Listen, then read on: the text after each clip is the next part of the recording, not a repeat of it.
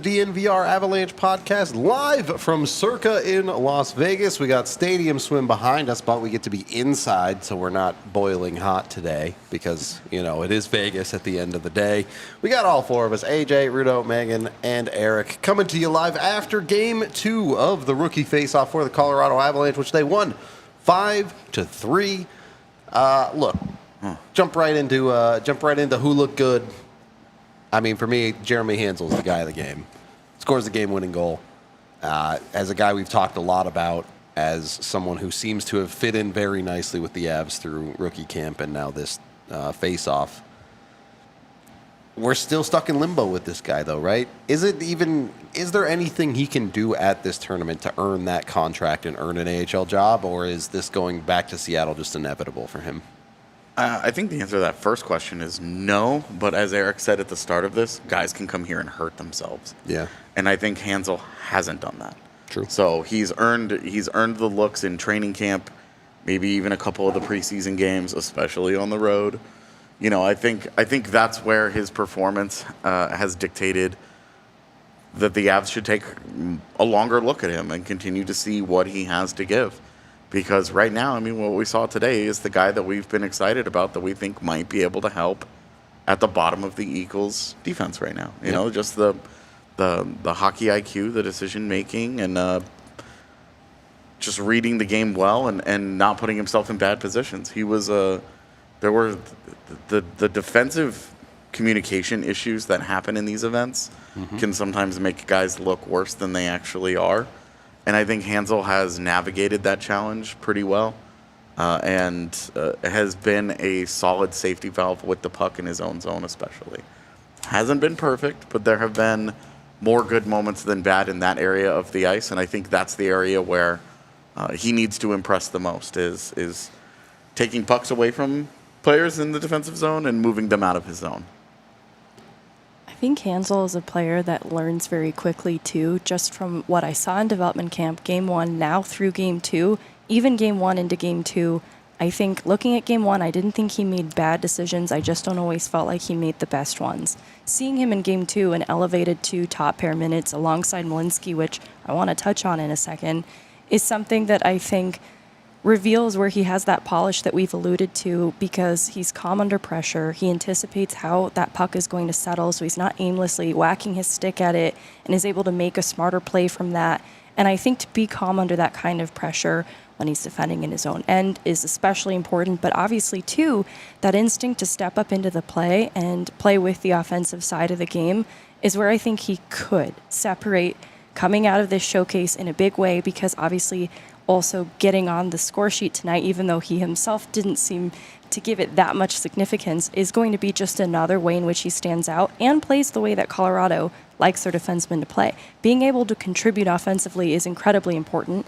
He started the tournament on the second power play unit for a reason, and I think the longer that he has played alongside a player like Malinsky, you start to see him sort of incorporate better habits, get a little bit more comfortable out there too, and I think all of those things are going to be important. The other thing that stands out a little bit about him that I noticed in development camp is his speed. It's not the most explosive, but it will sneak up on you in a bit, and that's where you saw him step up into the play in Game 2 today, and it led to scoring opportunities that will go back to probably being how he can separate in this tournament. I'm still really excited about him, but I'm not sure realistically what the path forward can be for him, at least in this next year. But I know that everything that he's doing in this showcase so far is going to help his future getting back to the pro level when the Avs decide that it's time for him to make that leap. He's passing some tests, right? So this weekend is a test for him. Next week will be a different test. Even though it's obviously guys mixed in every situation, right? Veterans, NHL players, rookies, guys like him. It's still going up against Nathan McKinnon or Mikko Rantanen, which he's not doing right now this weekend, right? But he's shown that he's passing the test. I agree with everything you guys are saying. He's a plus 70 last year. So somewhere, somehow, he knows how to play with the puck. He knows how to be on the offensive side of things on a good team, right? So that means this is a kid that you can, I call that a nice project, and we'll talk about that maybe later. What's the best thing for him? There's a lot of things that come into play. It's, what's the situation he's going back to if he goes to juniors? What's the situation he's doing if he goes to the American League? Obviously, he's not going to play in the NHL this year. We know, again, we've seen that. I'm talking about the start of the season. Who knows, right? But he's on a nice path, right, to show that he can play. He is, for me, not as in tune as you guys with prospects, and I mean that with all the respect, because you guys do a lot more research than I've had on those types of assets that the Avs have, and I know you guys talked him up a little bit, and I think he's lived up to all the expectations that you guys have described him to me. I see this and I get excited. If I'm a coach for the Colorado Eagles, then I like guys like that. I like guys that you can work with and see where you can push them and where their ceiling can be at the National Hockey League level. So, yeah, you guys are right. This is a guy that I'm extremely pleased with so far after a couple days. I also think that what you're saying, it's not the McKinnons, it's not the Rantanens. But back-to-back games, Logan Cooley and Leo Carlsson, both of those guys, pretty good chance they're in the NHL this year. Yep. And they may not be at the top of a lineup, but if Jeremy Hansel's in the NHL this season, something's gone wrong for everybody but Jeremy Hansel. And the fact that he's holding his own in those situations is why I'm saying at the bottom of an AHL lineup, these are not as good of lineups as you will see in the AHL on a regular basis, but it's not incredibly far off. Mm-hmm. These are a lot of where the AHL teams get made up is from guys that attend these types of events, and I do think he's holding his own against some of those guys. He went head to head today. The Malinsky-Hanzel pairing goes head to head against Leo Carlsson, and does fine. Leo Carlsson made one really nice play on a power play, and otherwise was not a guy that jumped off the ice. Certainly not compared to the way that we saw Logan Cooley 2 days ago, where every time he had the puck on his stick, he was a problem.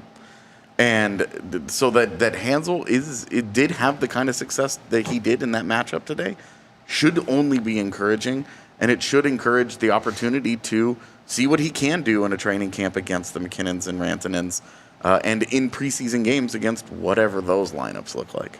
Mm-hmm. I want to give credit to the Avs amateur scouting staff for finding someone like Jeremy Hanzel. Not because maybe he works out as a prospect, maybe he doesn't, but he steps onto the ice in games like this, and you immediately see things that you go like, oh, Avalanche players do that. Oh, Avalanche players do that.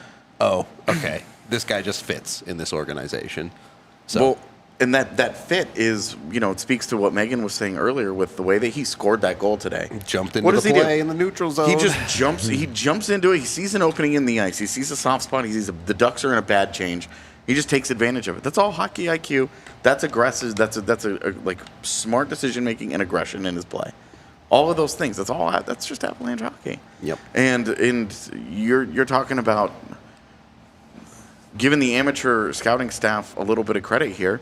This also, I think, goes to the point that Megan made the other day of an unconventional prospect pool. Because we saw, how did the Avs try and shore up? Okay, their forward core, their forward core was aging out at the AHL level. Kaut, Bowers, we know Sampo Ranta left. Like, those guys, their time had kind of come and gone in the organization. It's true. And so they needed a fresh infusion, knowing that, and then they moved two of those guys in trade during the season. So when Megan was talking about the unconventional prospect pool, we mostly were focusing on the way that they filled it through college free agents, but the defense continued to be lacking in prospects. And Jeremy Hanzel, being able to take a guy like Jeremy Hanzel in the draft. Now, whether he plays in the AHL or goes back to the WHL is to be determined. We feel like it's inevitable that he goes back to the WHL. I hope he doesn't. I will say my belief in that is because I feel like the Avalanche always do the really conservative thing with prospects like that. Yep. And that's why I think that's where this heads this year. But he's giving them something to think about.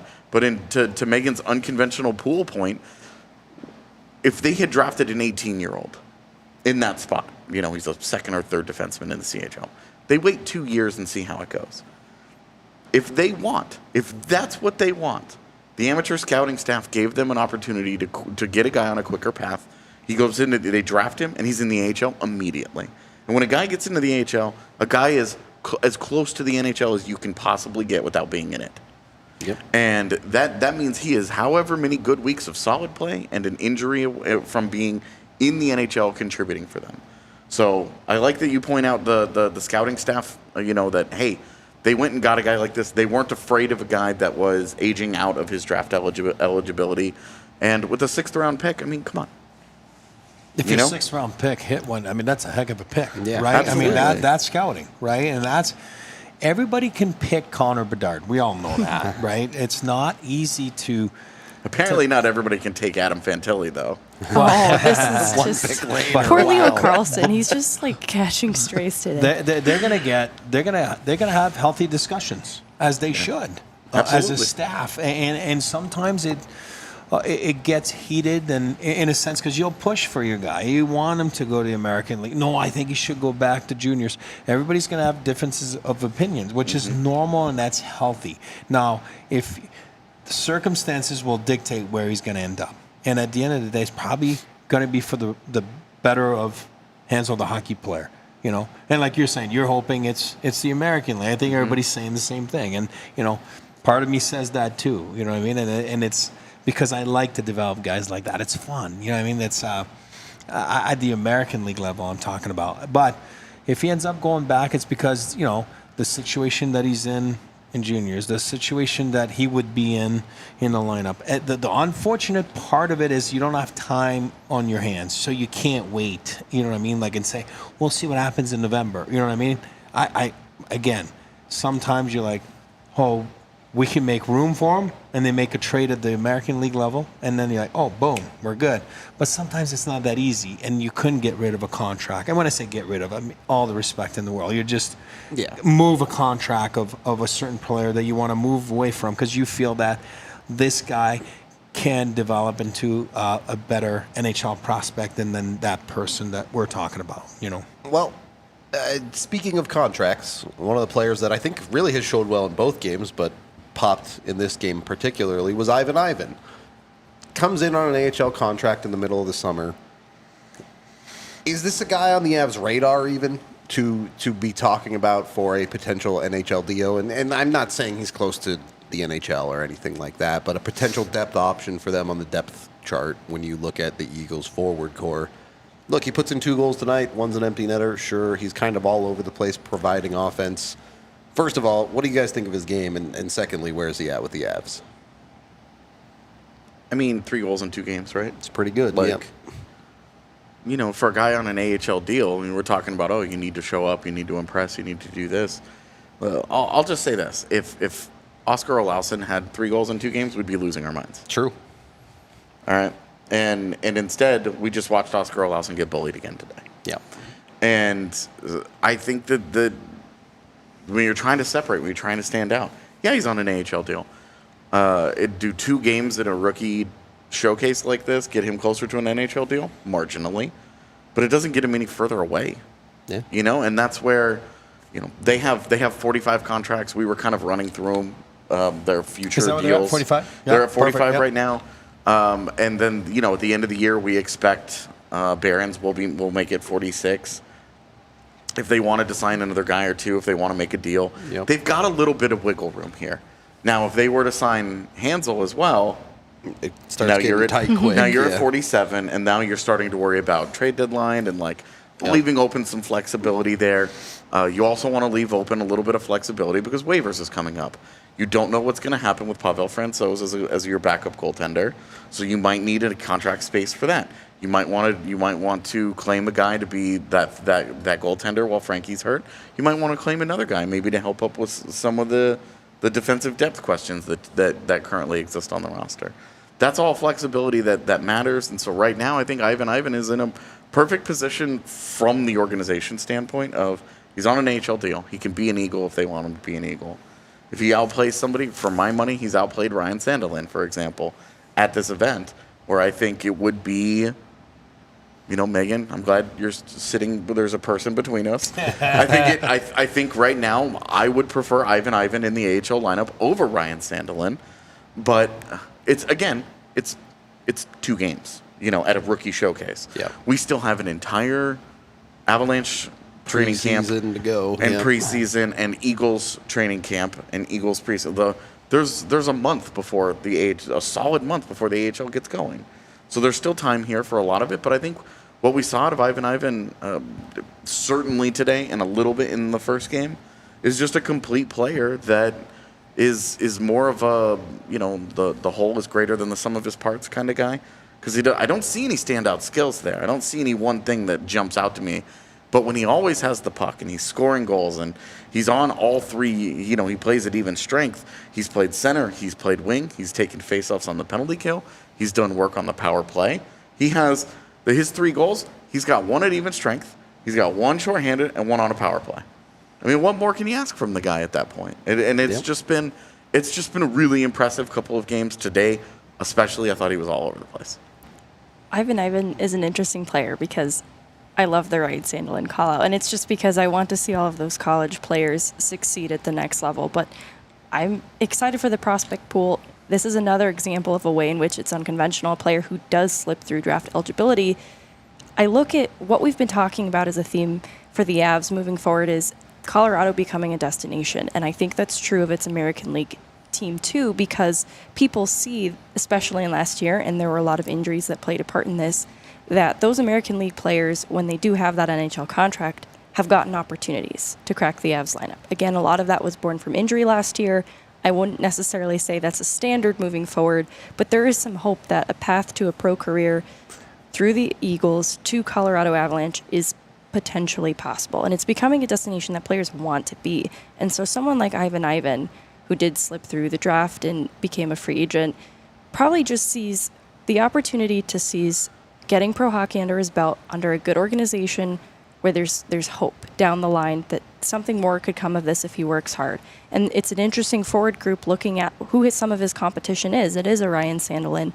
In some ways, it's an Oscar Olsson who's not quite showing as much at the showcase as we'd like for him to. And the other is like a Jason Polin.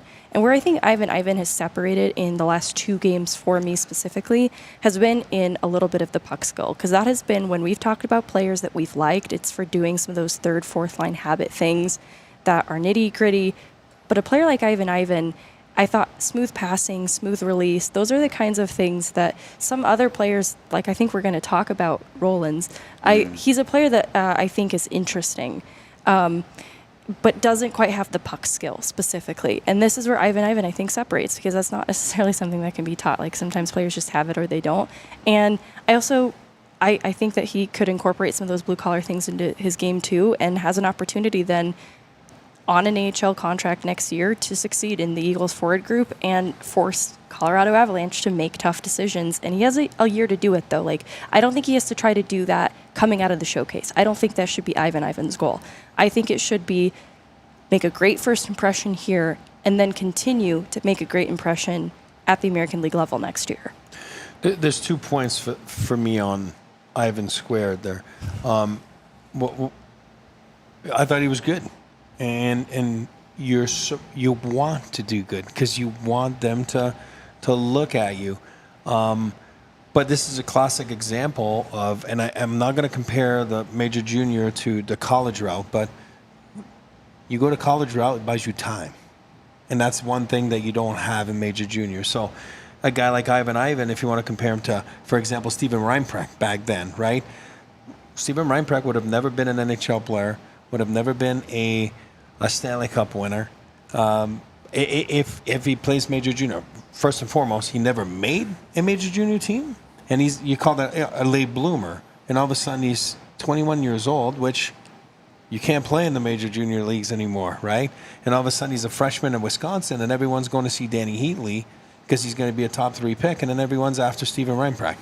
and it buys you time. So Ivan doesn't have that time, so he gets that American League deal, right? You know what I mean? So that's my second point. Yeah, is he going to play for the Avalanche this year? No, he's not, right? Because there's many factors into that. But I'll use a common name for the Avalanche that I was a part of. We had a guy, I'll see if you guys can guess it. He became a very popular player for the Avalanche, and I'm talking about up till maybe 10 years ago. This is a guy that came in on an American League deal. Just first day of training camp, we are like, who is this guy? And he just opened everybody's eyes, and all we talked about in those meetings was him. And next thing you know, he's on an NHL deal, and then he played in the NHL the next year. Did he score 15 goals in his rookie year? Boy, you are better at stats than I am. I'm trying to remember, but... Was it Cody McLeod? There you go, That buddy. was who I was going to guess, but I thought, no, But I am he was telling you, sooner. it's the same thing. You go in and you're like, oh, okay, great. He's on a, if I remember at that time, on an ECHL deal, actually. I don't even know if he had an American League deal with San Diego Golf.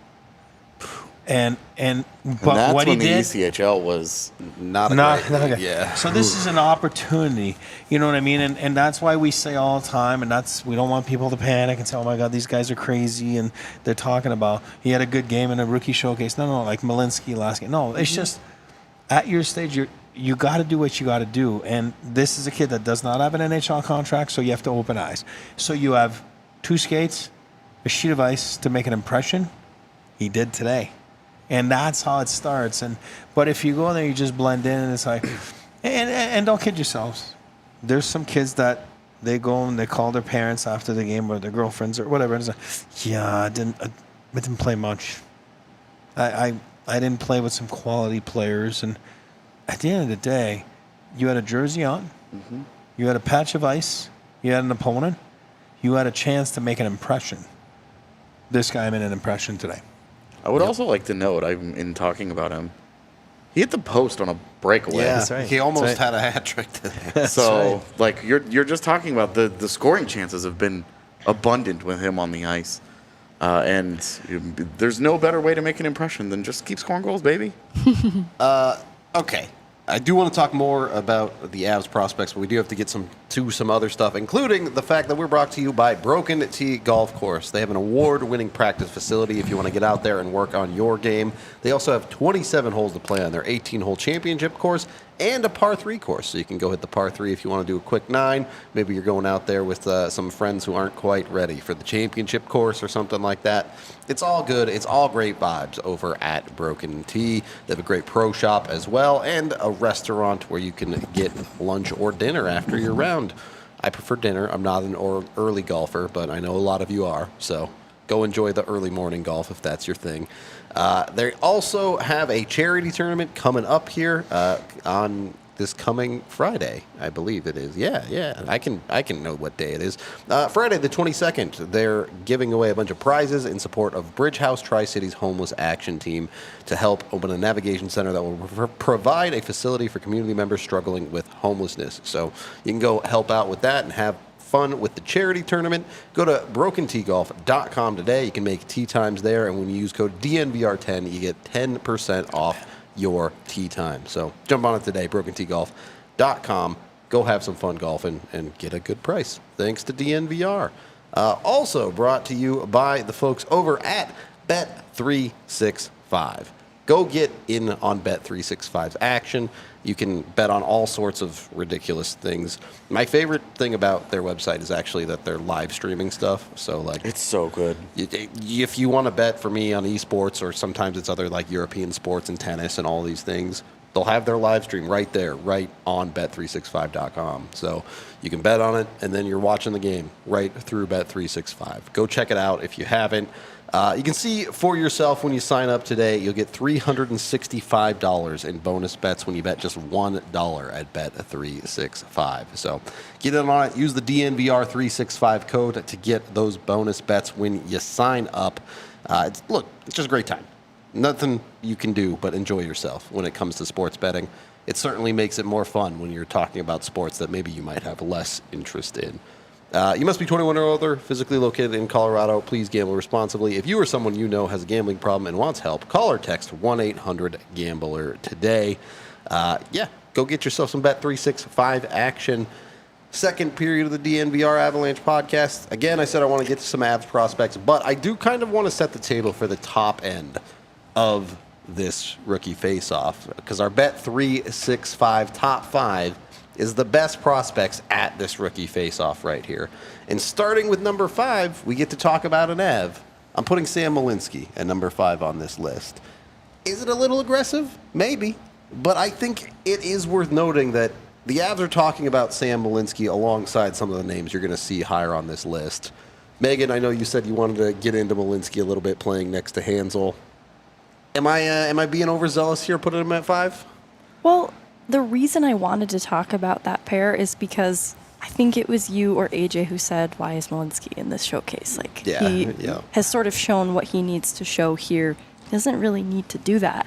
And I look at Hanzel and I see it's for the benefit of Hanzel. It's for the benefit of other players like this. I think that right now, because we talked about the depth at D, but right now, who they physically have available to them is a little bit stunted. And so I think Malinsky at the top of the depth chart defensively and in this tournament, though, again, unconventional at 25 years old, he should be in this top 5 list because a 25-year-old in this showcase, 4 years, one of those COVID years, college experience, got in pro games at the end of the last year, should be dominating this tournament. So I don't think you're outside of your depth or they're putting him in the list. He should be doing well in this tournament, and I understand the why. It's to be a leader on the ice, which I think has been a storyline we've talked about, but a quiet and important storyline for Malinsky in the showcase is leaning into the calm presence that he brings to some of these young and old players. And it's important. I think he belongs there. He's a smart player, too. I don't know about you guys, but I do feel we've talked a lot about the offensive side of his game because that was what excelled at college. But I think this showcase has highlighted some of the ways in which he's also defensively quite responsible. Good reads, good stick. There are shades of players on the Avalanche that we really admire. And I say shades very cautiously because I'm not suggesting he looks like Cale Makar or Devon Taves. But I see the ways in which he's a smart hockey player who likes to activate like he talked about when he was on the show with us. And it's just an extension of what the Avs already knew to be true of him. And if he can do that consistently, that's going to go a long way in terms of trust and utilization down the line. What I like about him is he's a pro. He's already a pro, right? He doesn't act like an 18-year-old kid that's coming in that's just so happy and put the jersey on. Like, of course he's older, but he's a pro. He's a captain, knows how to conduct himself. You can see, again, I'll say it again, friend of the show. He's a friend of the show. And then you can see just by his demeanor, just by the way guys are drawn to him, it's easy to see guys walk to the hotel, and he's always kind of leading the pack a little bit. Guys are following him. That's important. Avs played Anaheim today.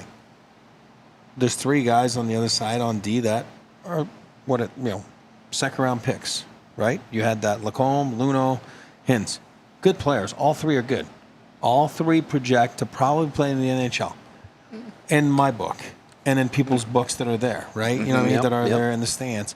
I'm talking about that do this for different teams, right? They're examining and looking at the depth charts. You got to remember this tournament.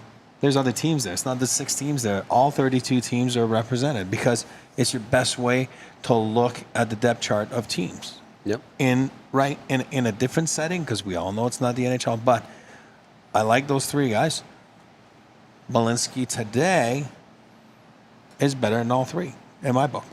So I agree with your justification of top 5. I would say, for me, he's been outstanding.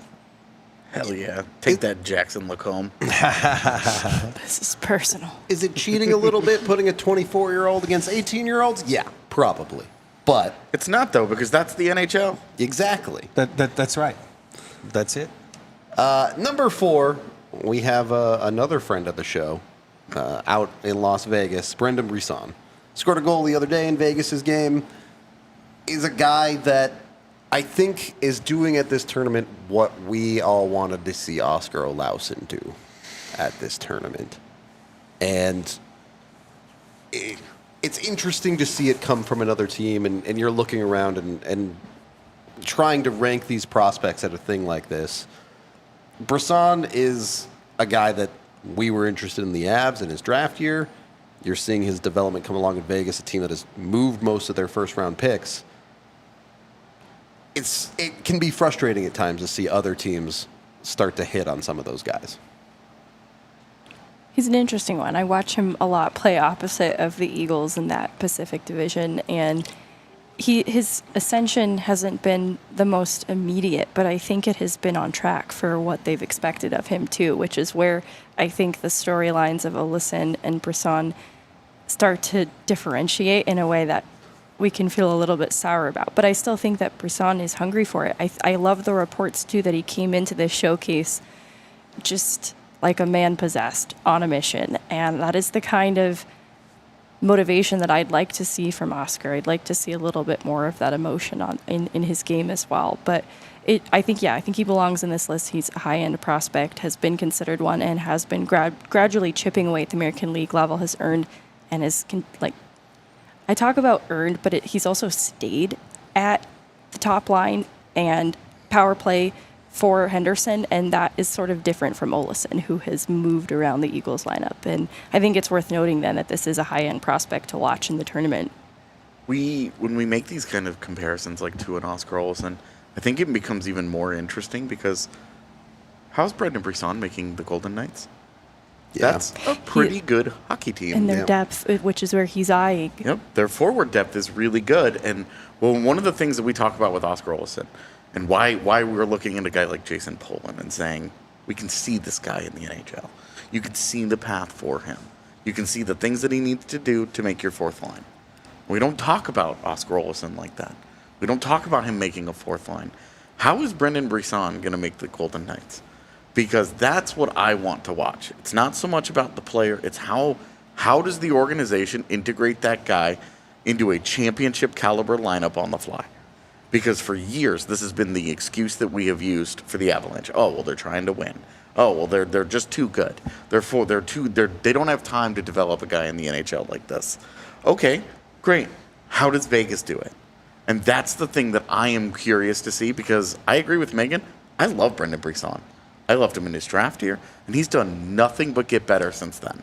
So how does Vegas get him into the lineup? Because if Vegas can manage it with with Brendan Brisson, the Avalanche, no excuses. Yep. Figure it out. And so that's what I'm watching moving forward, is where Brisson and the Golden Knights, where his fit is with that team over the next few years. I'm looking forward to seeing him. I'm not going to lie to you and tell you I saw him play in the American League. I have not.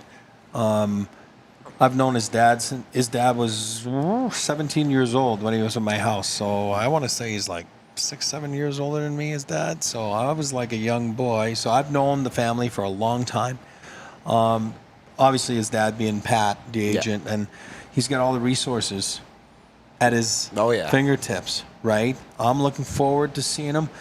What I think's happened with him a little bit, in a sense, and maybe I'm wrong, but what you do is you compare yourself as a prospect with organizations, right? And, my buddy that I was with at World Juniors, he's already, and it's the easiest thing to do. Yeah. And I think that you play World Juniors, you play University of Michigan, high-profile places, and the American League sometimes can give you a nice little bit of a humble pie, right? You know what I mean? Like a little reality check. This is where I'm at. And I'm not downplaying the American League. I love the American Hockey League. I think it's an unbelievable springboard for players. I think everybody should go in there.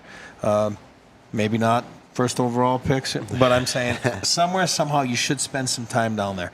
So I think what's happened with him a little bit is, he gets lost a little bit in the shuffle, in the prospect pool, but now you're in a tournament like this, and you got a lot to lose, like we've talked about. But do what you do best. And talking to a couple guys around the league today, they were saying that I didn't see him play yesterday. None of us did. Was it yesterday or the day before? But he's a shooter. If you're a shooter, then shoot. Find ways to shoot. Find ways to get open and show that that's what's going to bring you and separate you from other guys and to make that VGK lineup. So he's doing that. I'm looking forward to seeing that tomorrow. And, it's always nice to see. And now what we do is then you compare him to a first-round pick like Lolson. You know what I mean? That's just a normal thing to do. Getting into the top three here, I will caveat this. I've not watched San Jose's prospects at all. I know they have a couple guys that are potentially making the NHL this year. I did not include them. So sorry, San Jose. Sucks to be you. Number three, Kind of does. for more than just that. Yeah. They're in a tough spot. Number three, I put Josh Doan from Arizona. Scored the 2 goals in Game 1 against the Avs. He's always been an interesting guy in pushing towards an NHL role in Arizona because I think there weren't a ton of expectations on him when he was drafted. Obviously, being Shane Doan's kid, there were some expectations there, but... And being a top 40 pick. Yeah, but even for a top 40 pick, it's like, hey, we took this guy in the second round, let's see what we got. And he's come and impressed Arizona time and time and time again at every level that he's played for them for, whether it be college or now moving into the AHL and potentially NHL in the near future. Doan is a type of guy that I think these types of events were built for. That's the type of guy that you want to go in and you want to dominate this event in a similar way to what we saw from Malinsky in Game 1, where they can go in, they can play a game or two and show, hey, I am beyond this level of competition. Yeah, I mean, I thought Doan left college a year early, personally. And I thought what I saw of him the other day, the 2 goals was impressive. There wasn't a lot else that I really liked. Okay, And I thought that was my struggle because, you know, I know he's higher up on this list, but like a guy like Logan Cooley, you just saw just the way that he changed and that that's game. why he's higher up on this list. Yeah, and with Doan, I think the goals were great, but I want to see what he is as a pro player. Fair And enough. that's where I think Brendan Brisson has the advantage on him, is that at the AHL level, Brendan Brisson's done it. And Josh Doan, we'll see. Not yet. Yeah. Go ahead, Megan. Sorry. I was just going to corroborate that I've seen a lot more of Brisson. And he also had some injuries. So, like, I think even Brisson's ascension has been a little bit slowed in missing some time for injuries. Whereas Doan just gets in pro games at the end of last year. I don't really have a lot to evaluate him on from that. There's just a lot more that needs to be seen. But it is interesting because you do look at Doan's path to the NHL, and you look at the window that Arizona's in. I think their forward depth also got really good this offseason, so it's not necessarily an easy lineup to crack.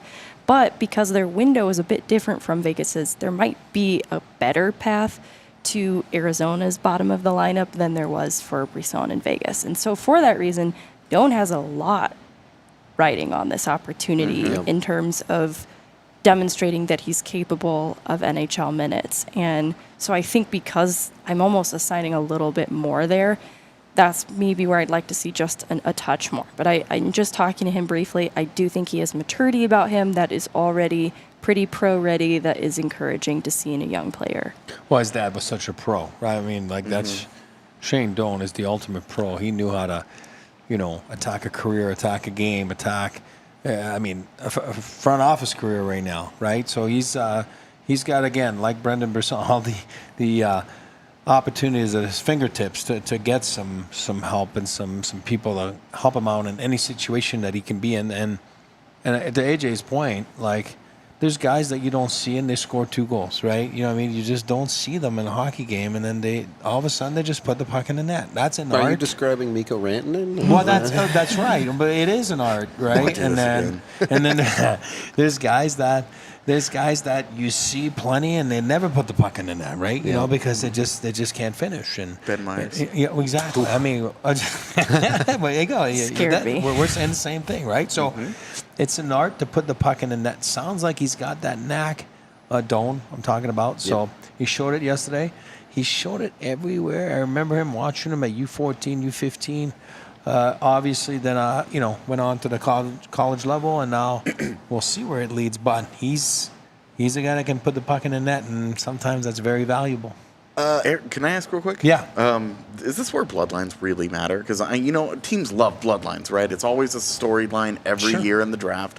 Is this why they matter? Is because it's not so much that, oh, your dad was good, you'll be good. No. But that you have the advantages of the training and the resources your entire life, but also the number one thing, you've been around pro hockey your whole life. You know what so it takes. You know what it looks like. You know what it is to be a hockey player and not a person who plays hockey.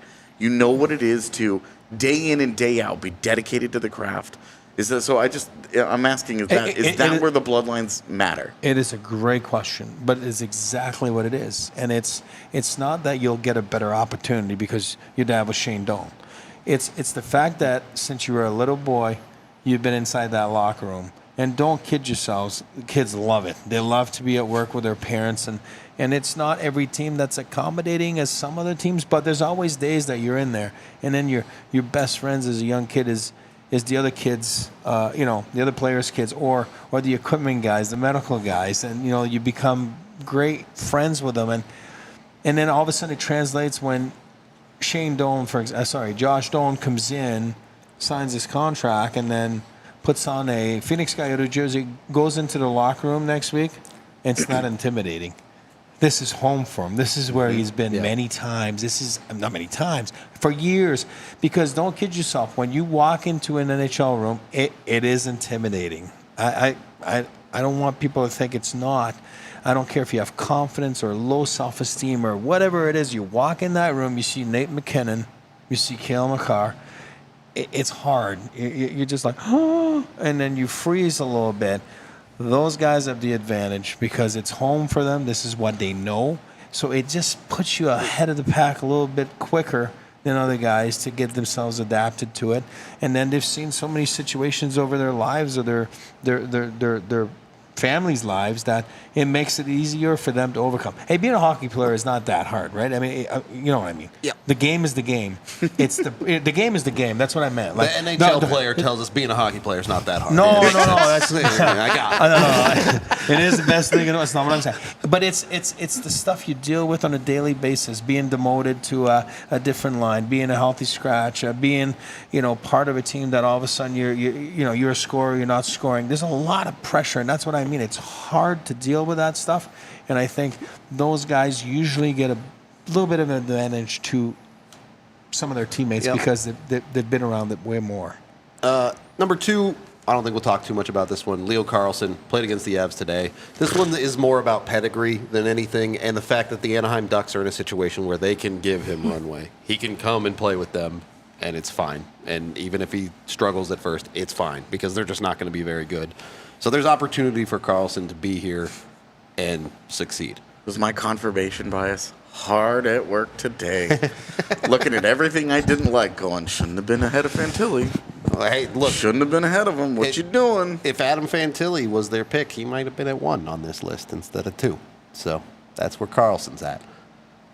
Number 1, as we've kind of already alluded to, it's Logan Cooley. There are guys, I talk about Doan dominating on the score sheet.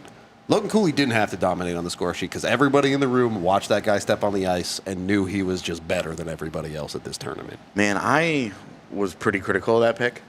Yeah. Because I'm still a big Shane Wright fan.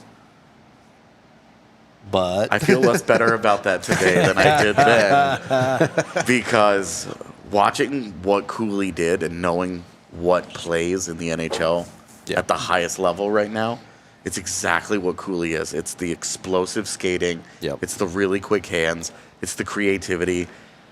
The moment that really won me over, it's not him going wide on a bunch of kids that he's never going to play against in the NHL. It's none of that, right? It's not that stuff. It's not him going through the neutral zone. It was him dancing inside the blue line, and 3 guys came at him, and he stick handles around them while not making more than 2 steps. Just the ability to keep the puck in the zone with that skill level. That is the stuff that you see in the NHL at the highest level. And it extends possessions, and it's, hockey's so hard, and that's one of the things that you just have to do is keep the puck. It sounds so dumb and so simple, but you keep the puck. And when other guys are coming at you, they're trying to take it away from you. Those guys are pretty good too. And Logan Cooley's just better. And he was so impressive the other day.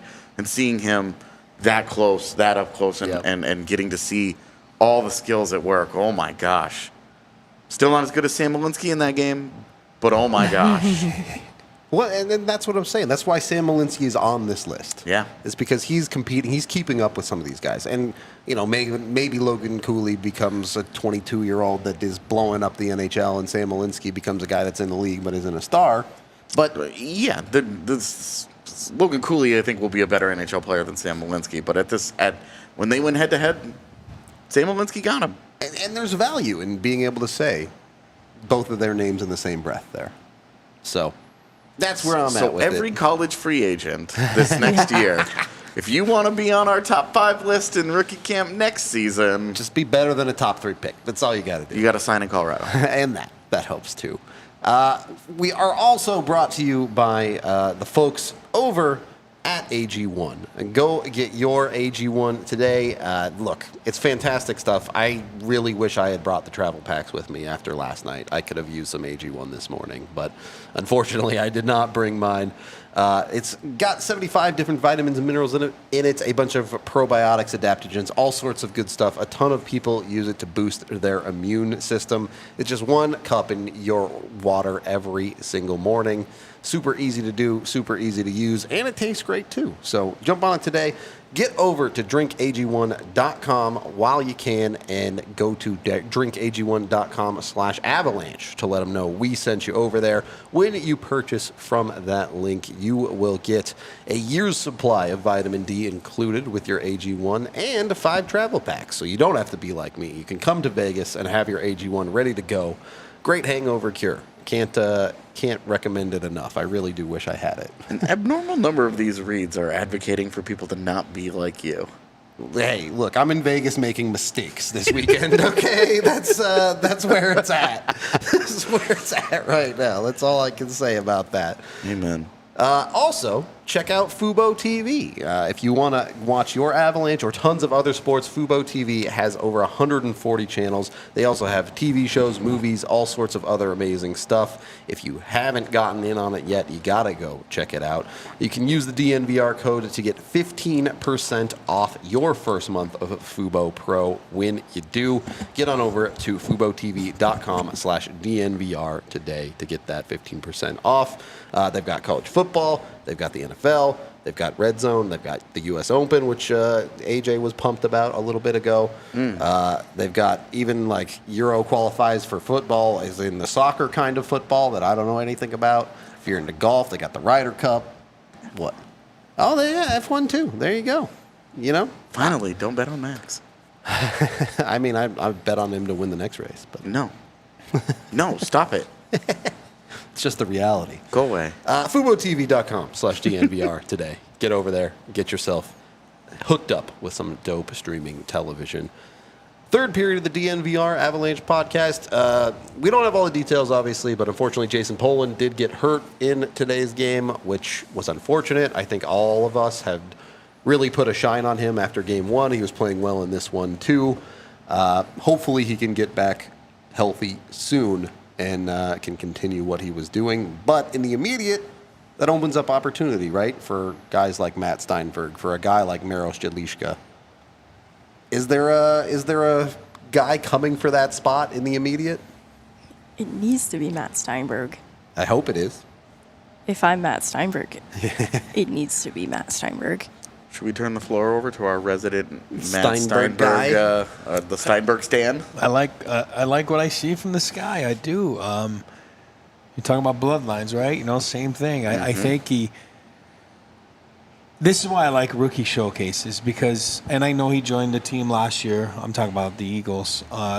Get your feet wet, which is huge. I did that back then. It helps you tremendously for your first training camp, right? Because he's never been at a real training camp. This is his first one. Still not there because this is the rookie showcase.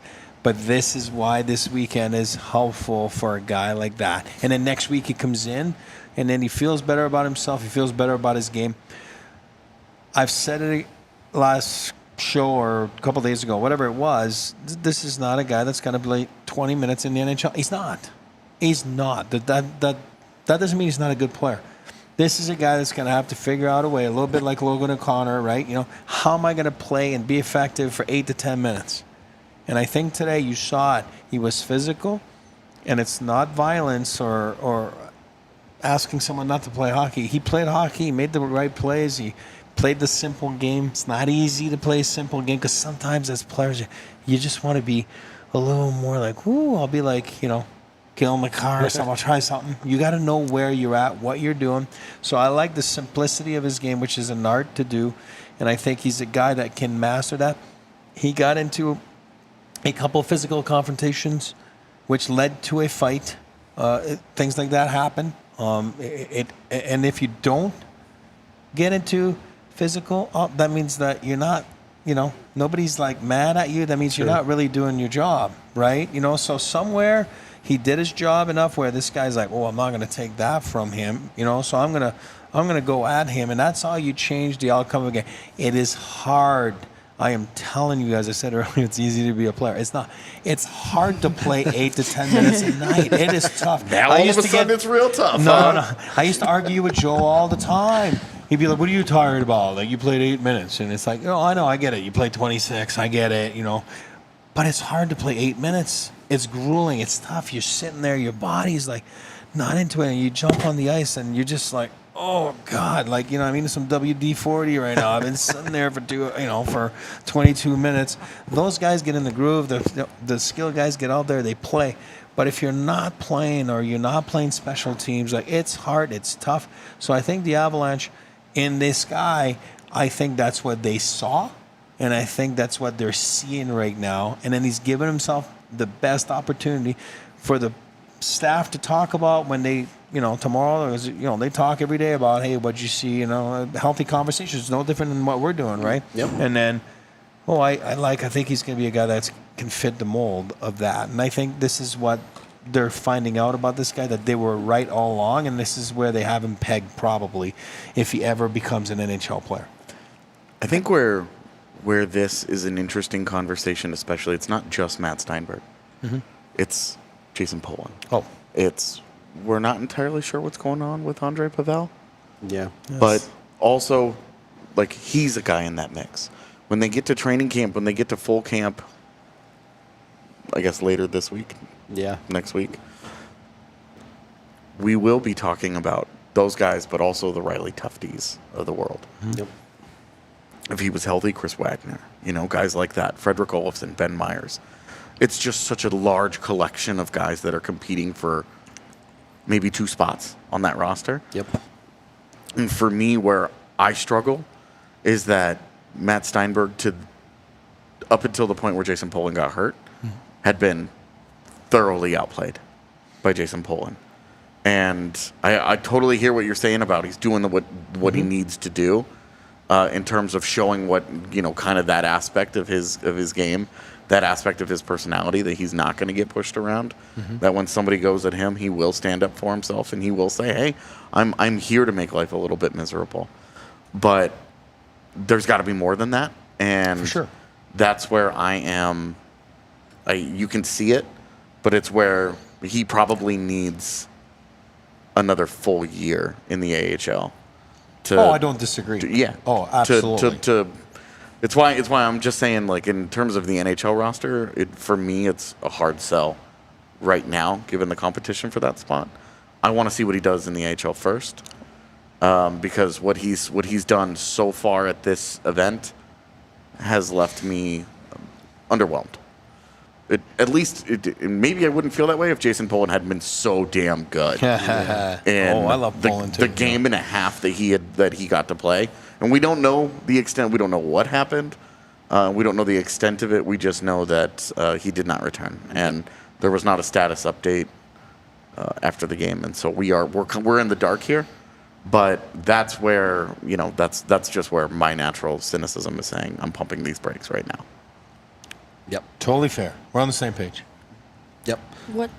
This was just one tiny note too. Yeah. What's interesting about Steinberg, that I don't know what the broadcast looks like for the online streaming, but there are things about Steinberg that happen away from the play that people might not be able to see. Sure. And I'm not necessarily saying it's always a good thing, but to his defense, some of the extracurriculars that he got involved with physically were born from moments away from the play that people might not have seen, that he actually was disciplined in. He was the one being held, and there's no call because it's not happening even close to the play.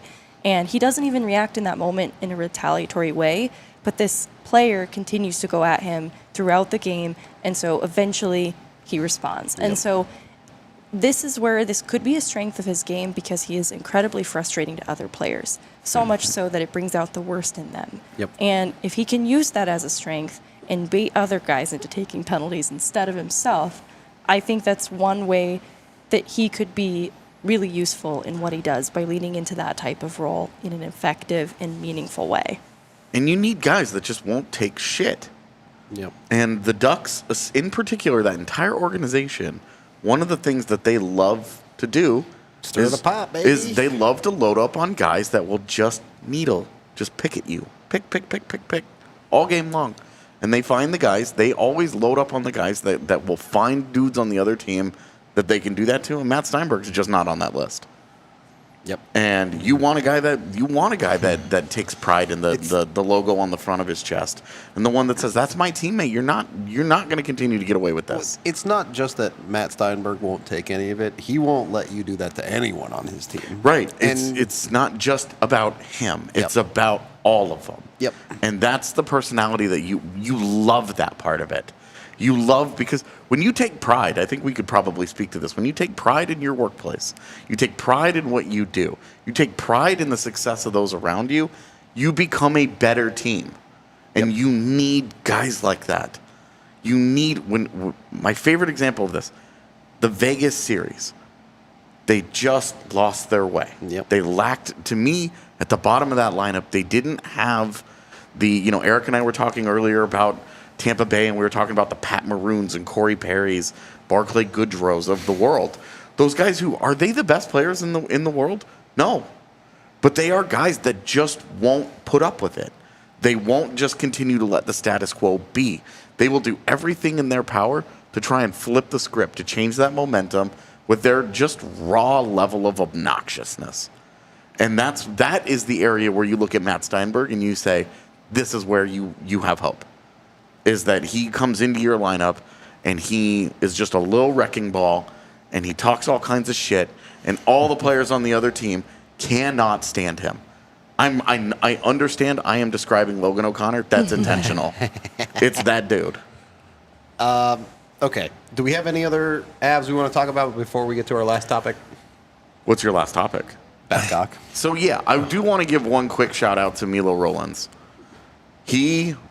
Guys that are 6'6" usually are at these events because they're 6'6". Because they want to see what these, and the Avs always go out. They do this every year. They invite one real big dude and just see how he plays. And I thought in today's game, I loved him. And I thought, especially in the third period, when you have a 1-goal lead and you're protecting it and you're kind of getting bodied.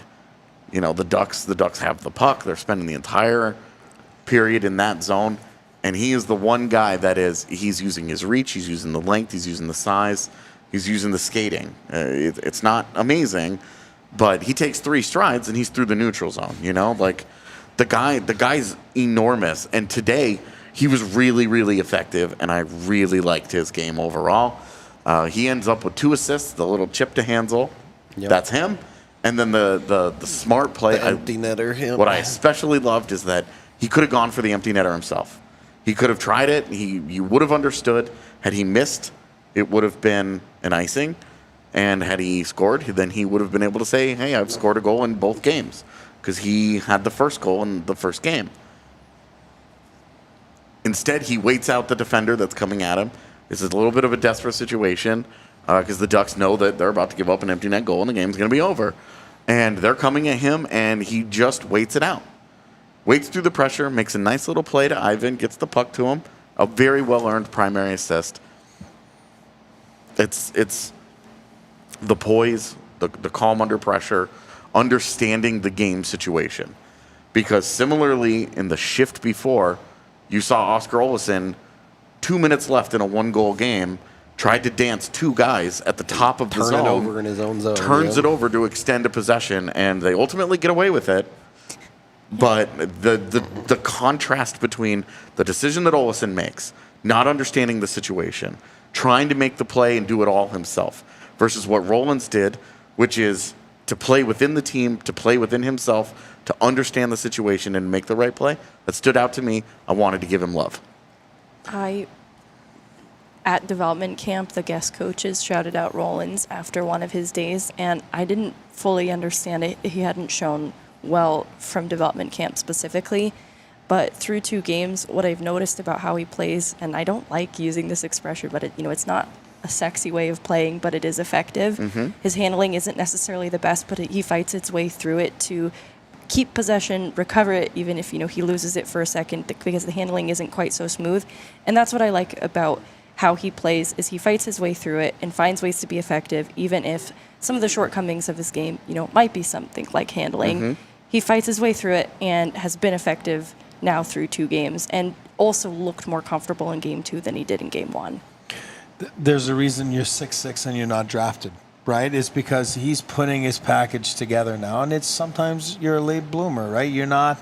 He's got so many things in his arsenal, right? And you're 6'6".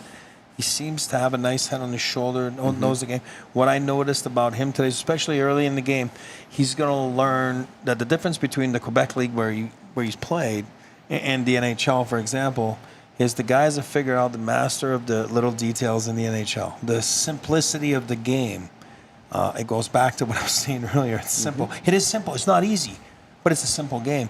So earlier in the game, a couple times, he could have gotten an easy breakaway, but his angling is wrong, so therefore he can't catch the pass because he's coming this way instead of getting, right? Could have easily got the puck, and then he'll learn that. And same thing, he went up on a 3-on-2 the next shift. He's nervous, he's excited. I saw his dad, he was a couple rows there in front of me. Quebecer, right? Let's give him a shout out. But the same thing. Is Quebecdar a thing? You can tell other Quebecers anywhere in the world? We find each other. Right? We do. We find each other. But you could see the puck. He goes on a 3-on-2, and then his head's up too long, and then all of a sudden he has no more puck on his stick, and then he whiffs because he doesn't have the puck. So he's learning, I think, and if he learns the little things, and this is where a skills coach like Toby Peterson and things like that. There's so many things you can do nowadays to try to figure out, because you can get away with it in the Quebec League because it's easy, right, compared to the NHL. But if he learns that, he's 6'6", he's got some skills, he seems to know how to play the game, then, where do you go with that, right? You got to make decisions, right? And all of a sudden, do you sign a guy like that? So you go from there. All right. If you're like Matt Steinberg and you got to fight at the rookie faceoff, you might need Bacchus and Shanker. Call 222-2222 today. Not for fighting necessarily. Well, you know what? If it was a fight that's not your fault, maybe they might be able to win the case for you. Or if you lose a fight to Matt Steinberg, like that kid did today. There wasn't much of a fight, but Steinberg definitely won it. That's true. I'm sorry, but a grown man takes another grown man down. Yeah, he won that fight. He won the fight, for sure. He won that fight. I'm not arguing that. Bacchus and Shanker will win the fight in the law room, courtroom. Jesus. What just happened? Vegas has melted my brain at this point. I couldn't figure out what a courtroom was. I might end up in a courtroom by the end of this trip. They will help you in the courtroom. If you've been injured in a car accident, if you had some sort of situation at work where you were injured and you haven't been compensated, they've got your back. You can call them at the 2 number today, and they'll give you a free consultation no matter what. If they think you have a case, they'll take it on for nothing up front. They will take none of your money until you win your case. They only win if you win. Go check them out. Get what you deserve. Go to coloradolaw.net or call the 2 number today to get a hold of Bacchus and Shanker. Also, brought to you by our favorite pair of sunglasses, which because CU won, we are allowed to wear, Shady Rays. Go get your Shady Rays today at shadyrays.com. When you use code DNVR at checkout and you get 2 pairs or more, you get 50% off your entire order. They're fantastic sunglasses. Can't recommend them enough. And in the first 30 days, if you break them, lose them, or just don't like them, send them back. Or if you lose them, tell them you lost them, and they will replace them completely for free. Given 5 stars by over 250,000 people, shadyrays.com to get your sunglasses today. The final topic. Mike Babcock relieved of his duties as head coach by the Columbus Blue Jackets. Obviously, the situation had been swirling with his coaching styles and all of that. It built on top of all of the problems he had in his previous tenure as a head coach. I'm not sure this even got into coaching. This was just how you respect your players, right? So, I mean, where do you guys stand on it? Because, taking phones Looking at the pictures, allegedly a lot of the more veteran players didn't have any problems with it, but a lot of the younger players did.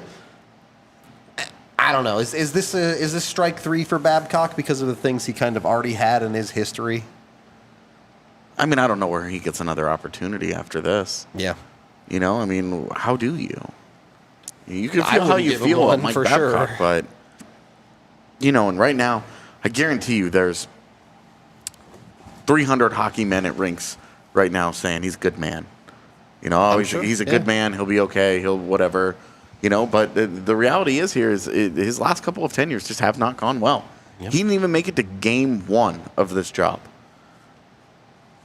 I don't know how another NHL organization turns over the locker room to him. And Eric, I'm super curious how you feel about this because, you know, Babcock's a guy that's been around for a long time. There's going to be a lot of respect for him amongst the people who are building hockey teams and hiring and firing and doing all that.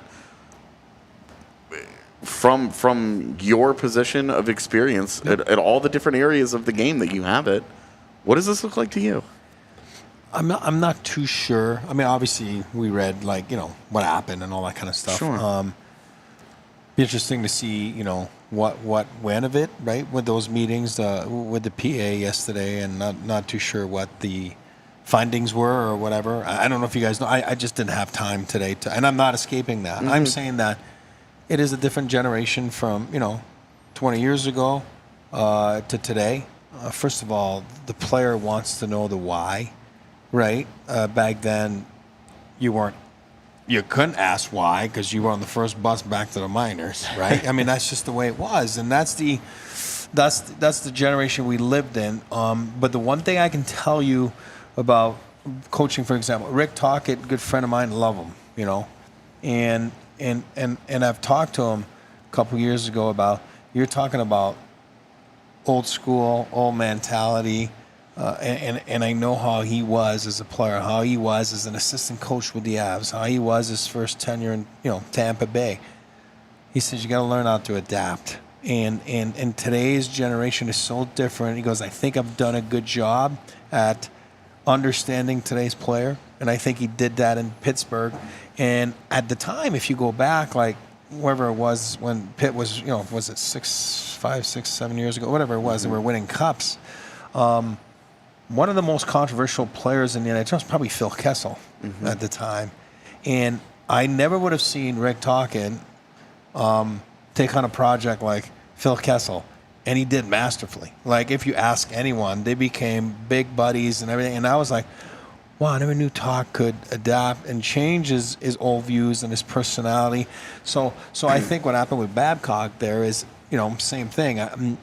Are you capable of change? And maybe not. You know what I mean? I don't know, because I don't know what the findings were. But I just feel that on a brighter side of this, I feel really excited about, and I didn't tell you guys this, but Pascal Vincent, right? Yeah. The new head coach. My old sentiment when we were 8 to 13 years old. Absolutely. He was my sentiment growing up. So I think it's awesome. You're talking about patience is a virtue. You know what I mean? Like, this guy's put in the work. He's, you know, as you know, Winnipeg guy over there, you know that. He's you know, from juniors to everything. So if that gives him an opportunity, you know, like, I think it's awesome. You know what I mean? So it is a weird story, the Babcock story. Obviously, it is a weird thing because you're like, what is this? You know what I mean? But then somewhere, somehow, on the flip side of things, there's always something positive that comes. So for me, selfishly, it is positive. I feel good that no friend of mine like this gets an opportunity to be a head coach in the NHL. Something. No, go ahead. Something you mentioned there, the report from the PA alludes to young players specifically being the ones who are uncomfortable by these methods. And you talk about how that has sort of changed players nowadays willing to ask the why, being comfortable to speak up and be advocates for themselves in this type of situation. I was just curious why you think that change has happened and if it's a good thing for players. You mean this generation, you mean? Yeah, or, being advocates for themselves, being willing to ask why. Well, I think it's great. I mean, and this is what this life's all about. This is what this world is all about. I mean, if or when I was playing, then it was totally different than 30 years before me. I mean, you're talking about. Just take the PA, for example, what it was back then, and ownership, taking advantage of players, and it was gross, you know what I mean?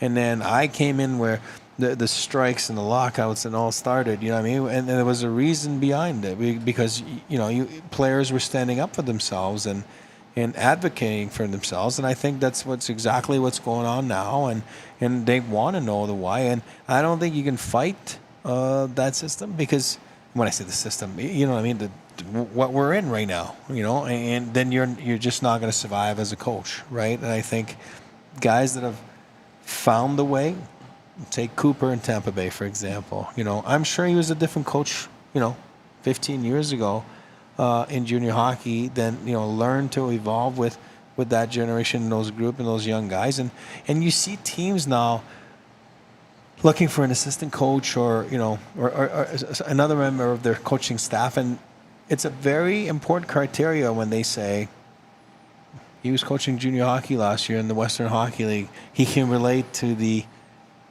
newer generation of players. So I think it's important, and I think that, it is a big factor in coaching nowadays in the NHL. It is. Just adding a note from Greg Cronin. Yep. Because in talking to players who've played for him in recent years, the coach that they describe is entirely different from players earlier into his coaching years would describe a coach that was quite angry and difficult to play for. And I think that there's something to be said for different coaches, not always appealing to every type of player. But who Cronin was as a coach before, I think, did butt heads with a lot of young players. And that was something that I think he was forced to reevaluate and change how he approached coaching in such a way that now any player who's played for him in recent years has nothing but positive things to say about how he communicates with his young players. You have to adapt or you won't survive. Yep. Right. Very simple. Look at the Avalanche. Yeah, Jared Bednar. exactly right. Jared Bednar figured out how to communicate with Nathan McKinnon in a way that no other coach had previously been able to. He got his leadership group to buy in as a leadership group that had not accomplished anything under previous leadership, and he communicated with them, and he got their trust. And you look at the way that what Bednar did with the Avalanche, and you see some of the things to date. Tyson Barrie is still the best play of his career still happened under Jared Bednar, because Bednar was willing to give on his demands of how Tyson Barrie played the game and say, I'm going to let this guy be this guy.